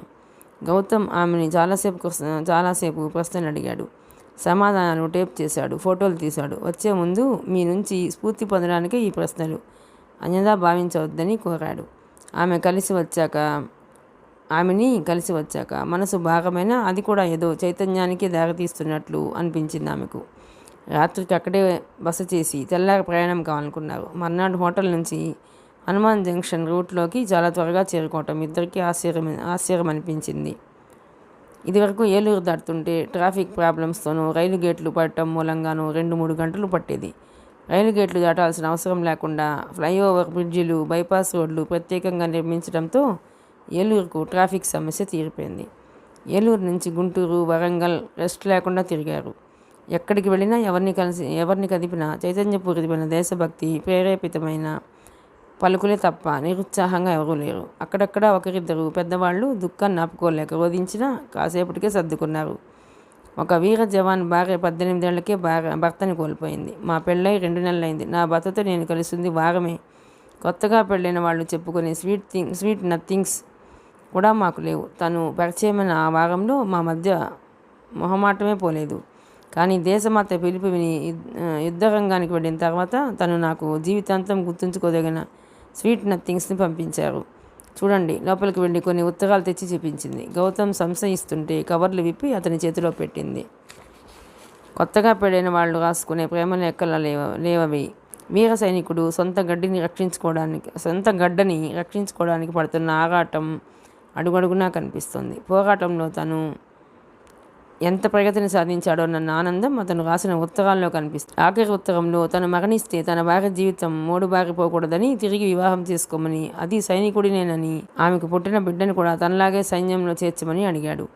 నేను బాధపడటం లేదు. నా భర్త మరణించాక నా వ్యక్తిగత జీవితం మీద చాలా వరకు ఆసక్తి పోయింది. కానీ ఒక వీర సైనికుడు మరొక జవాన్ని దేశమాత పాదాలకి అర్పించమని నన్ను ఆదేశించారు. లోకమంతా ఎదురైనా నేను అతని కోరికని సాధించి తీరుతాను, ఎంతో ఆత్మవిశ్వాసంతో అందామె. ఆ లేత మొహంలో కనిపిస్తున్న దృఢత్వం, వెలుగు సింధుని చకితురాన్ని చేశాయి. తనకు తానే మరుగుజ్జైన ఫీలింగ్ కలిగింది. ఇంత చిన్నమ్మాయి ఈ వయసులో కష్టాన్ని ఎదుర్కొని మళ్ళీ జీవితం పట్ల ఎంత ఆశావాహ దృక్పథంతో ఉంది. మరి తానో 4 ఏళ్ల కిందటి సమస్యలను తవ్వుకుంటూ నూతన జీవితాన్ని నిర్మించుకోవడానికి ఎంత భయపడుతోంది. తన జీవితం పట్ల, తను పాటించే సిద్ధాంతం పట్ల తనకే అర్థం కాని గందరగోళం అనుకుంది. అందుకే గౌతమ్ పట్ల తన తిరస్కారం బలంగా లేదు.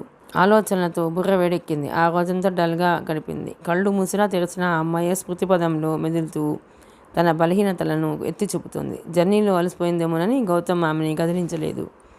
ఆఖరి మజిలీగా హైదరాబాద్ని ఎంచుకున్నారు. హైదరాబాద్కి చెందిన ఒక మేజర్ యుద్ధంలో అసువులు బాశారు. అతని భార్య అందుబాటులో లేదు. అతని తల్లిని గురించి అప్పటికే అనేక పత్రికల్లో వార్తలు వచ్చాయి. సన్నగా బక్కపలచగా సాధారణంగా ఉన్న మహిళ వెళ్ళగానే చిరునవ్వుతో ఆహ్వానించి కూర్చోబెట్టారు. అమ్మ, మిమ్మల్ని పలకరించాలను, మీ గురించి అందరికీ తెలియజెప్పాలనో రాలేదు. మా గురించే, కేవలం మా గురించే. మాకు కాస్తంత ధైర్యాన్ని తెగువని ఇస్తారని వచ్చాం అన్నాడు. బాబు, మీలో ధైర్యం తెగువ లేక కాదు, కాకపోతే అవి మన మరుగున పడుంటాయి. వాటిని వెలికి తీయండి, చిరునవ్వు చెరగకుండా అన్నారు. దేశం కోసం త్యాగం చేయగలిగేంత సాహసం మాకు లేకపోయినా కనీసం మా జీవితాల్లో వచ్చే ఆటుపోట్లని ఎదుర్కోగలిగి ఇతరులకి ఎలాంటి అపకారం చేయకుండా మేము జీవించగలిగితే చాలు, సింధు ఉద్వేగంగా అంది. సమస్యల పట్ల అవగాహన, పరిష్కరించుకునే నేర్పు, అన్నింటినీ మించిన గుండె నిబ్బరం, ఇవి ఉంటే కష్టాలు కూడా మనని బాధించవు. నా పెద్ద కొడుకు దేశ రక్షణలో మరణించాడు, గర్వించాను. వెంటనే నా చిన్న కొడుకు దేశ సేవకు పునరంకితం కమ్మన్నాను. నాకు వ్యక్తులు కాదు ముఖ్యం, వారు చేస్తున్న సేవ ముఖ్యం. గౌతమ్ ఆమెడితో ఇంచుమించు గంట పైన మాట్లాడాడు. అతను బాగా కదిలిపోయినట్లు అనిపించాడు. తిరిగి వస్తున్నప్పుడు తోవలో సింధుతో, నేను మా ఊరిని ఆదర్శవంతంగా తీర్చిదిద్దడానికి చాలా కృషి చేశానన్న గర్వం ఏమూలో ఉండేది. గర్వం కూడా కాదేమో, సంతృప్తి. కానీ నేను చేసిన కృషి వీరి ముందు ఎంత అల్పమైందో ఇప్పుడు తెలుస్తోంది. అక్కడితో నేను సంతృప్తి పడకుండా మరింత విశాల దృక్పథాన్ని అలవర్చుకుంటే ఇతరుల కష్టాలు మన కళ్ళ ముందే కనిపిస్తాయి. వారి సమస్యల్ని తీర్చే ప్రయత్నం చేస్తూ ఇతరులకి ఆదర్శంగా నిలవాలి. మనం అందరం మార్గదర్శకులం కాలేం కదా. ఆచరించేవాళ్ళు కొద్దిమంది అయితే అనుసరించేవాళ్ళు బోలెడు అంది సింధు. ఇది నిరాశావాద దృక్పథం అనిపిస్తోంది అని ఊరుకున్నాడు. సింధు పొడిగించలేదు. ఆ రోజు రాత్రి హైదరాబాద్లో స్టే చేశారు. రాత్రి చాలా పొద్దుపోయే వరకు గౌతమ్ పేపర్ వర్క్ చేసుకుంటూ ఉన్నాడు. మర్నాడు ఉదయమే బయలుదేరారు.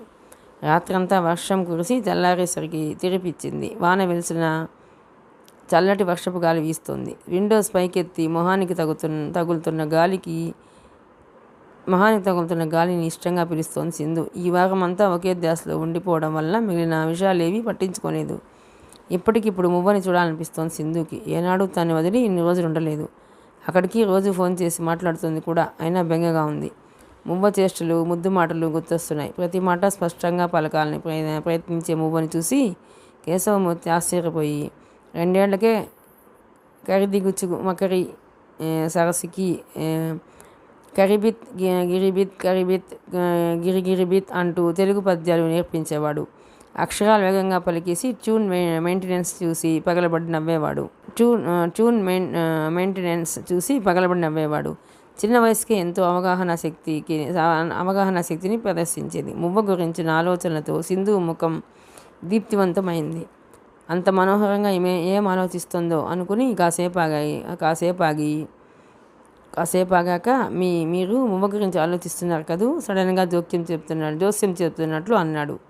మీకెలా తెలుసు? విస్మయంగా చూసింది. అంత మధురమైన ఊహలు ముఖంలో ప్రతిఫలించాయంటే ప్రేమికులు పార్ట్నర్ గురించి తలుచుకున్నారో లేకపోతే తల్లి బిడ్డల గురించి ఆలోచిస్తున్నప్పుడు అయి ఉండాలి. మీ విషయంలో మొదటిది ఎలాగూ కాదు. ఎందుకంటే మీ ప్రేమికుడి గురించి నా గురించి ఆలోచిస్తే మీ నొసలు ముడిపడతాయే తప్ప మధురోహలు కూడానా? నీరసం నటించాడు. అతని మీద సున్నితంగా కొట్టింది. మొదటిసారి అన్నాడు. ఏంటి? అర్థం కాగడిగింది. కొడుతూనైనా మీ అంతటా మీరు టచ్ చేయడం. బాప్రే, ఇలాంటివి కూడా అబ్జర్వ్ చేస్తుంటారా? జాగ్రత్తగా ఉండాలైతే. భుజాలు షక్ చేశాడు. వైజాగ్ రాగానే మువ్వ సింధు నత్తుకుపోయి ఆ రోజంతా వదలలేదు. తను తీసుకెళ్లకుండా తప్పు చేశానేమో అనుకుంది. అందరూ టూర్ విశేషాలు మరీ అడిగి విన్నారు. తర్వాత వారానికి గౌతమ్ రాసిన వ్యాసం, ఫోటోలు ఎలాంటి వారినైనా ఉత్తేజితులను చేస్తూ పత్రికల్లో పడ్డాయి. అతను ఫ్రీలాన్స్ జర్నలిస్ట్ కూడా అని ఆమెకి అప్పుడు తెలిసింది. మా అన్నయ్య ఇల్లు పూర్తయింది, గమనించావా? ఒకరోజు మీనాక్షి అంది. ఇంకా ఫ్లోరింగ్ అవుతుందనుకుంటాను. నువ్వు బిజీగా ఉండి గమనించలేదేమో. ఫర్నిచర్ కూడా సర్దేశాడు. 2 రోజుల తర్వాత అందరికీ పార్టీ ఇస్తాడంట. గృహప్రవేశమేమో తనే సీక్రెట్గా చేస్తాడంట. మర్నాడు మధ్యాహ్నం బోటిక్కి ఫోన్ చేసి సాయంత్రం చిన్న పని ఉంది, త్వరగా రావడానికి వీలు పడుతుందేమో కనుక్కోవడానికి ఫోన్ చేశానని చెప్పాడు గౌతమ్. సింధు ఒప్పుకుంది. సాయంత్రం స్నానం చేసి రెడీ అయి కూర్చుంది సింధు. మువ్వ, దీపు గార్డెన్లో ఆడుకుంటున్నారు. చెప్పిన టైంకే వచ్చాడు అతను. గ్రే కలర్ కిల్లర్ జీన్స్ టీషర్ట్లో కొత్తగా మెరిసిపోతున్నాడు.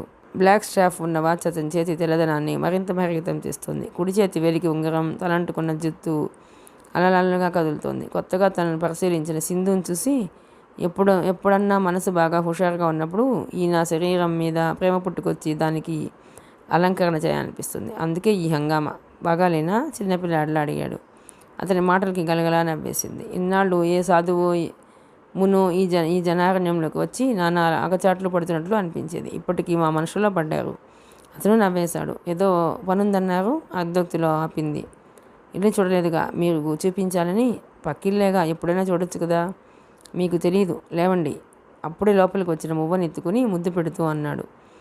సరే అని సింధు బయలుదేరింది. బయటకు కూడా ఇల్లు విశాలంగానే కనిపిస్తుంది. లోపల 3 బెడ్రూమ్లు, పెద్ద హాలు, కిచెన్, స్టోర్ రూమ్ కాకుండా ఇంటితో సంబంధం లేకుండా పక్కనే చిన్న గది, అటాచ్డ్ బాత్రూమ్తో ఉంది. గాలి ధారాళంగా వచ్చేట్లు ప్రశాంతంగా ఉంది. పడక కుర్చీ, మామూలు కుర్చీ, టేబుల్, సింగిల్ కాట్, గోడకి కృష్ణుడు రథసారథ్యం చేస్తున్న ఫోటో, రామకృష్ణ పరమహంస ఫోటో ఉన్నాయి. Simply super. ఇందులో ఎవరెవరు ఉంటారు? అడిగింది సింధు. మా నాన్నగారు, ఆయనకి ప్రశాంతత ఇష్టం. ఒంట్లో ఓపిక ఉన్నంతకాలం ఊరిని వదిలి రానన్నారు. కానీ నేను వైజాగ్లోనే సెటిల్ కావాలనుకుంటున్నాను. 6 ఏళ్ల నుంచి ఈ ఇంటి కోసం అతి జాగ్రత్తగా డబ్బు సంపాదించి పొదుపు చేశాను. ఈ ఇల్లు నా కోసం కాదులేండి. ఏదో అనుభవి. సరే, నాన్నగారిని నా దగ్గర ఉండేలా చూడటానికి ఆయనకి డిస్టర్బెన్స్ లేకుండా ఆ గది లోపలికి పదండి అన్నాడు. చుట్టూ కలేజిస్తూ ముందుకు అడిగేసి ఇంట్లోకి ప్రవేశించింది. వెనకాల మువ్వ చేయి పట్టుకుని గౌతమ్ అనుసరించాడు. లోపల అన్ని గదుల్లోనూ ఫర్నిచర్ నీట్గా సర్ది ఉంది. గృహప్రవేశం కాకుండా సామాన్ సర్దేశారు. మళ్ళీ కలగాపులగం అయిపోతుందేమో. అంత హడావుడి చెయ్యనులేండి. సింపుల్గా చేస్తారా? కిచెన్ వైపు నడుస్తూ ఉంది. చేయడం కాదు, చేసేసాను. ఎప్పుడు? చప్పున వెనక్కి తిరిగింది. ఇప్పుడే 2 నిమిషాల ముందే గృహ యజమాని చేతి గృహప్రవేశం జరిగింది. తను యథాలాపంగా అతని కన్నా ముందు ప్రవేశించడం గుర్తొచ్చింది. లోపల 2 బెడ్రూమ్లు ఒకేలా ఉన్నాయి. సింధుకి ఆశ్చర్యం అనిపించింది. 2 టీవీలు, కార్డ్స్, ఇతర సామాగ్రి అంతా ఒకటే. ఈ 2 రూములు కవలపిల్లలా ఉన్నాయే అంది. కవలపిల్లల కోసం కాదులేండి. ఒక రూమ్ నాది, ఒకటి నాకు కాబోయే భార్యది. ఆవిడసలే ముక్కోపి. ఎక్కడైనా తేడా వస్తే నా పని ఆఖరు. ముఖంలో నవ్వును దాచుకుంటూ 3వ బెడ్రూమ్ వైపు అడుగులేశాడు. అతని మాటలకి సింధుకు ఇదివరకులా ఉత్కర్షం రాలేదు. మీకు ముందు చూపు అధికం అనుకుంటానే, చురకలంటించింది. నవ్వేశాడు గౌతమ్. 3వ బెడ్రూమ్ చూసి మువ్వ అతని చేతిని వదిలించుకుని లోపలికి పరిగెత్తి సింధుని కూడా ఆకర్షించింది ఆ గది. గోడలకి, అల్మారాలకి కార్టూన్ బొమ్మలు, గది నిండా balloons, soft toys, plastic toys, కాలి కింద కార్పెట్ మొదలవు. బెడ్ మీద దుప్పటి వరకు అన్నింటి మీద పిల్లల్ని ఆకర్షించే బొమ్మలే. అంకుల్, ఈ గది ఎవరిది? ఈ గద నాకు చిన్న పాప ఉంది, తనది. మువ్వని ముద్దు పెట్టుకున్నాడు. అంకుల్, మీ పాపను ఎప్పుడు చూపించలేదు? చూపిస్తానమ్మా, అందుకోసమే నేను ఎదురు చూస్తున్నాను. గౌతమ్ మువ్వతో మాట్లాడుతుంటే సింధు ఇప్పుడే వస్తానని తనింటికి వెళ్ళింది. తిరిగి వస్తూ చేతిలో పెద్ద గిఫ్ట్ ప్యాకెట్ పట్టుకొని వచ్చింది. ఇందాక తేవడం మర్చిపోయాను అంటూ ఇచ్చింది. థ్యాంక్స్ చెప్పి తీసుకొని విప్పి చూశాడు. నేవీ బ్లూ కలర్ మెరిసే క్లాత్ మీద రంగురంగుల పూసలతో, చెమ్కీ దారాలతో అమ్మాయి బొమ్మ చుట్టూ గోల్డ్ కలర్ ఫ్రేమ్. లైట్ వెలుగులో పూసలు తడుక్కుమంటున్నాయి. ఫెంటాస్టిక్. మీరే చేశారా? అవునన్నట్లు తల ఊపింది. నిజంగా ఆర్టిస్ట్ అనిపించుకున్నారు అని కాసేపు చూసి బెడ్రూమ్లో ఫిక్స్ చేయడానికి పెడుతూ కాసేపు ఆగి, అవును, ఇది నా బెడ్రూమ్లో పెడితే ఇలాంటిది తన గదిలో లేదని నా వుడ్బి దెబ్బలాడుతుందేమో కొంటగా అన్నాడు గౌతమ్ చిరుకోపంగా అంటూ తన చేతిలో ఉన్న విన్ పిల్లోని అతని మీదకి విసిరింది. దాన్ని తప్పించుకొని తన బెడ్రూమ్కి పరిగి తీశాడు. తర్వాత 2 రోజులకి తన ఇంట్లో డిన్నర్ అరేంజ్ చేశాడు. తన క్లోజ్ ఫ్రెండ్స్ 4, వాళ్ళ ఫ్యామిలీస్, మీనాక్షి, ప్రకాష్, కేశవమూర్తి దంపతులు, సింధు, లక్ష్మి, రంగా, శేషమ్మ, 25 మంది హోటల్ నుంచి ఐటమ్స్ తెప్పించాడు. 25 మందికి హోటల్ నుంచి ఐటమ్స్ తెప్పించాడు. గౌతమ్ శేషమ్మతో సమానంగా తిరుగుతూ ఆమెని నవ్విస్తున్నాడు. 4 ఏళ్ల కిందట ఈ బాబే సింధు అమ్మగారిని రక్షించాడని గుర్తుపట్టిన దగ్గర నుండి ఆమె కళ్ళకి అతను దేవుడిలా కనిపించేవాడు. సింధు గతం మర్చిపోదామని ప్రయత్నించిన శేషమ్మ రోజుకోసారైనా అతని గొప్పతనాన్ని పోగొట్టడం మొదలదు. ఇంటి ముందున ఖాళీ ప్లేస్లో బఫే అరేంజ్ చేశాడు. కొన్ని కుర్చీలు, 2-3 టేబుల్స్ వేయించాడు. అంతా వెజిటేరియన్. పొదుపు చేస్తున్నావా అని ప్రకాష్ బావమరిది మీద దెబ్బలాడాడు. చాలా రోజుల తర్వాత అందరూ కలిసి సరదాగా కబుర్లు చెప్పుకుంటూ డిన్నర్ చేయడం సింధుకు నచ్చింది. ముభావాన్ని పక్కన పెట్టి హుషారుగా అందరితో మాట్లాడసాగింది. రఘుపతి, కేశవమూర్తి కష్టసుఖాలు కలబోసుకుంటున్నారు. దీపు మువ్వ గెస్టులతో వచ్చిన పిల్లలతో ఆడుకుంటున్నారు. డిన్నర్ స్టార్ట్ అయింది. శేషమ్మ, లక్ష్మి రంగాల సాయంతో ఎవరికి కావాల్సినవి వారు వడ్డించుకుంటున్నారు. ఆ రోజు భోజనం ఎంతో రుచిగా ఉంది సింధుకి. తన మనసు ఆనందంగా ఉండటం చేతనేమో గౌతమ్ తన ఫ్రెండ్ భార్యకి స్వీట్ వడ్డిస్తుంటే, ఇలా సింగిల్ వడ్డించే కన్నా పెళ్లి చేసుకుని మీ మిస్సెస్తో కలిసి వడ్డిస్తే మాకు డబుల్ స్వీట్ దొరుకుతుంది కదా అంది. అందరూ గొల్లును నవ్వారు. అక్కడున్న పిల్లలందరూ దీపు వయసు వాళ్ళే. వాళ్ళు సరదాగా అమ్మ నాన్నలతో పోట్లాడటం, డాడీ అంటూ తండ్రి దగ్గర గారం పోవడం చూసిన మువ్వ మనసుకు ఏదో వెలితి. ఆడుకుంటున్నదల్లా ఆపేసి కామ్గా తాత దగ్గర చేరింది. గౌతమ్ డాడీ అంటూ రఘుపతితో మాట్లాడడం, సింధు కేశవమూర్తితోనూ దీపు ప్రకాష్తోనూ మిగతా వాళ్ళ డాడీలతో మాట్లాడడం చూసింది. మరి తనకి డాడీ లేరా?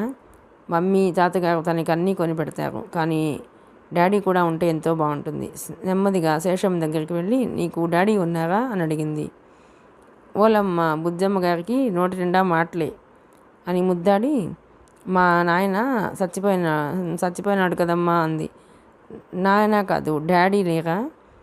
ఇంగ్లీష్ మాటలా? మా డాడీనా సచ్చినోడు అంటే దేవుడి దగ్గరికి పోనాడు, చచ్చిపోనాడు అంటే దేవుడి దగ్గరికి పోనాడు ఆకాశం వంక చూపించి చెప్పింది. అయితే మా డాడీ కూడా అక్కడే ఉన్నారా? నాకెప్పుడూ కనిపించలేదు ఆకాశం వంక చూస్తూ అడిగింది. శేషమ్మ గుండె నీరైంది. తప్పమ్మ అలా అనమాకు, నోటికి చెయ్యి అడ్డం పెట్టింది. చెయ్యి తోసేసి పరిగెత్తుకుని తాత దగ్గరికి వచ్చింది. భోజనాలు కాగానే అందరూ ఒక దగ్గర కూర్చుని పిల్లలతో కబుర్లు చెప్పిస్తున్నారు. దీపు స్కూల్లో చెప్పిన ఫన్నీ గేమ్స్ అక్కడ అందరికీ చెప్తున్నాడు. ఇంతలో మువ్వ, తాతయ్య మమ్మీకి మీరేమవుతారు స్పష్టంగా పలికింది. అమ్మో, అప్పుడే తాతగారికి ప్రశ్న వేస్తున్నావా? రఘుపతి ముద్దు చేశాడు. చెప్పు తాతయ్య. డాడీనమ్మ అందరూ చిరునవ్వుతో చూస్తున్నారు. గౌతమ్ అంకుల్కి మీరేమవుతారు? రఘుపతిని అడిగింది. డాడీనమ్మ నవ్వుతూ అన్నాడు ఆయన. కొంచెం దూరంలో తన ఫ్రెండ్తో మాట్లాడుతున్న గౌతమ్కి వినపడింది సంభాషణ. అతని మనసులోకి ఏదో అనుమానం ప్రవేశించింది. పరిశీలనగా మువ్వ ముఖంలోకి చూశాడు. ఆ లేత ముఖంలో అసంతృప్తి.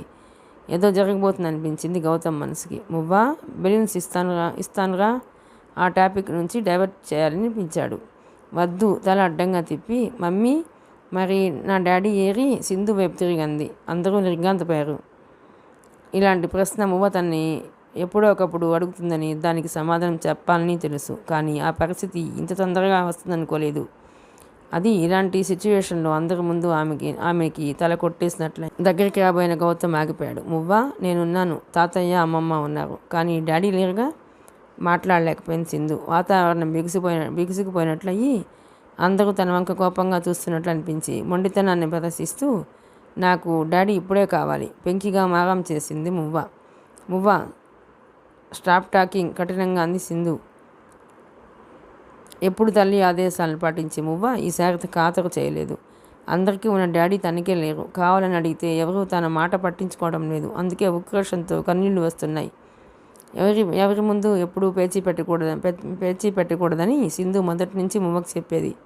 అందుకే ఏడుపు బిగపట్టి, దీపుకు కూడా డాడీ ఉన్నారు తెలుసా అంది. సింధు కోపం ఆపుకోలేకపోయింది. మాట్లాడవద్దని చెప్పానా? మువ్వ వీపు మీద దెబ్బ వేసింది. ముందుకి తూలిన మువ్వ నమ్మనట్లుగా తల్లి వంక చూసింది. తనని ఇంతవరకు ఎవరూ కొట్టలేదు. దెబ్బలు ఎలా ఉంటాయో తనకి తెలియదు. అందరికీ ఆ సిచ్యువేషన్ ఎంబరాసింగ్గా ఉంది. గౌతమ్ ముందుకొచ్చి మువ్వనెత్తుకుని సింధు చేయి పట్టుకుని లోనికి తీసుకెళ్లాడు. పిల్లల్ని పబ్లిక్ ప్లేస్లో అస్సలు ఇన్సల్ట్ చేయకూడదు. కరుగ్గా ఉంది అతని స్వరం. ఇంత చిన్న వయసుకి దీనికి ఈ మాటలేంటి? నన్నెంత ఇబ్బందిలో పెట్టింది కోపంగా అంది. ఎవరిని ఇబ్బందిలో పెట్టారు సింధు? తండ్రి ప్రేమను కూడా పొందటం తన హక్కు. అదే డిమాండ్ చేసింది. అందరి ముందున మర్యాదలు మన వయసుకే సరిగ్గా తెలియవు. వాళ్ళకేం తెలుస్తాయి? అయినా మీరు కొట్టడం ఏం బాగుంది? పిల్లలు సున్నితత్వాన్ని కోల్పోతారు. మువ్వ సోఫాలో కూర్చుని ఎవరి వంక చూడకుండా ఏడుపు ఆపుకుంటూ వెక్కిళ్ళు పెడుతూ కూర్చుంది. ఈ వయసులో తనకి మీరేం చెప్పదలుచుకున్నా అర్థం కాదు. సాధ్యమైనంత వరకు టాపిక్ డైవర్ట్ చేయండి చెప్పి బయటకు నడిచాడు గౌతమ్. సింధు మువ్వ దగ్గరికి నడిచి మోకాళ్ళ మీద కూర్చుని, నేను కొట్టాను, సారీ మువ్వ అంది. తల్లి అనునయం కోసం ఎదురు చూస్తున్నట్లు హత్తుకుపోయింది. ఎంత తేలిగ్గా పిల్లలు క్షమించగలరు? మరింత దగ్గరికి పొదువుకుంది సింధు. భోజనాలు అయిపోవడంతో ఒక్కొక్కరే బయలుదేరి వెళ్ళిపోయారు. కేశవమూర్తి విమల కూడా బయలుదేరుతుండగా, నేను ఓ వారం మీ దగ్గర ఉంటాను డాడీ అంది సింధు. కేశవమూర్తి వెళ్లే ముందు గౌతమ్తో, రేపు నీతో ముఖ్య విషయం మాట్లాడాలి, నువ్వు ఇంటికి వస్తావా? నేను రానా? నేనే వస్తానండి. ఏంటండి మీ ఇద్దరి సీక్రెట్లు మాకు చెప్పకూడనివా? హాస్యంగా అంది విమల. అంకుల్ మీ కొంగు పట్టుకుని వదలగా ఇంతవరకు చూడలేదు. అలాంటిది మీకు తెలియని సీక్రెట్ చెబుతారులేండి అల్లరిగా అన్నాడు గౌతమ్. అందరూ నవ్వారు. కారులో బయలుదేరారు. కేశవమూర్తి డ్రైవ్ చేస్తున్నాడు. విమల అతని పక్కన కూర్చుంది. సింధు, మువ్వ వెనుక సీట్లో కూర్చున్నారు. అలసిపోయిన మువ్వ నిద్రలోకి జారుకుంది. మెయిన్ రోడ్డు మీదకి వచ్చాక, గౌతమ్ మీద మీ అభిప్రాయం ఏంటమ్మా అన్నాడు కేశవమూర్తి. సడన్గా తండ్రి అడిగేసరికి సింధుకి ఏం చెప్పాలో తోచలేదు. మంచివాడే కదా డాడీ, అతను నిన్ను ఇష్టపడుతున్నాడు. నీకు విషయం తెలుసో తెలియదు, గౌతమ్ 5 ఏళ్ల నుంచి తెలుసు మాకు. మేము యాత్రలకు వెళ్లే ముందు వచ్చి పరిచయం చేసుకున్నాడు. నీ గురించి అడిగాడు. తర్వాత నీ డెలివరీ అయిన దగ్గర నుండి నీకు తెలియకుండానే నీ కెరీర్కి అతను చాలా కృషి చేశాడు. నువ్వు ఈనాడు నీ బోటిక్ విషయంలో ఏ ఇబ్బంది లేకుండా ఫ్రీగా ఉన్నావంటే లక్ష్మీ రంగాలు ఉండబట్టే కదా. వాళ్ళు గౌతమ్ ఊరి వాళ్ళే, ఎంతో నమ్మకస్తులు. అతని మాట వాళ్ళకి వేదంతో సమానం. నేను నీకు మాట సాయం, డబ్బు సాయం మాత్రమే చేసి ఉండొచ్చు, కానీ తక్కిన పనులన్నీ ఎలాంటి ప్రతిఫలం ఆశించకుండా తనే చేశాడు. అతను నిన్ను చాలా అభిమానిస్తున్నాడమ్మా. అన్నింటికీ మించి అతను నువ్వంటే ప్రాణం పెడతాడు. మీ ఇద్దరు పెళ్లి చేసుకుంటే బాగుంటుందమ్మా. తన మనసులోని మాట బయటపెట్టాడు కేశవమూర్తి. తనకేమీ తెలియనివ్వకుండానే గౌతమ్ తనకింత అండగా నిలబడ్డా. అలాగని పెళ్లి చేసుకోగలదా? నాకు ఉద్దేశం లేదు డాడీ, మెల్లగా అంది సింధు. నీ అభిప్రాయాలు ఇంకా మారలేదా? గౌతమ్ బాగాని బాధపెట్టే రకం కాదమ్మా. అతను మనుషుల్ని బాగా గౌరవిస్తాడమ్మా అంది విమల. కారు ఎయిర్పోర్ట్ రోడ్ని దాటుతుంది. నీ అభిప్రాయం తెలుసుకుని రేపు గౌతమ్తో మాట్లాడాలనుకుంటున్నాను కేశవమూర్తి అన్నాడు. ఎదురుగా లారీ డ్రైవర్ చేతిలో తూలుకుంటూ వస్తోంది. హెడ్లైట్స్ సూటిగా కళ్ళలో పడటంతో చేతిని కళ్ళకు అడ్డు పెట్టాడు ఆయన. ఆ అవసరం సింధు మాటలు మధ్యలోనే ఆగిపోయాయి. మిగతా కథ 8వ భాగంలోనండి. ప్లీజ్ అండి, ఈ నవల కనుక మీకు నచ్చినట్లయితే లైక్ చేయండి, షేర్ చేయండి, సబ్స్క్రైబ్ చేయండి.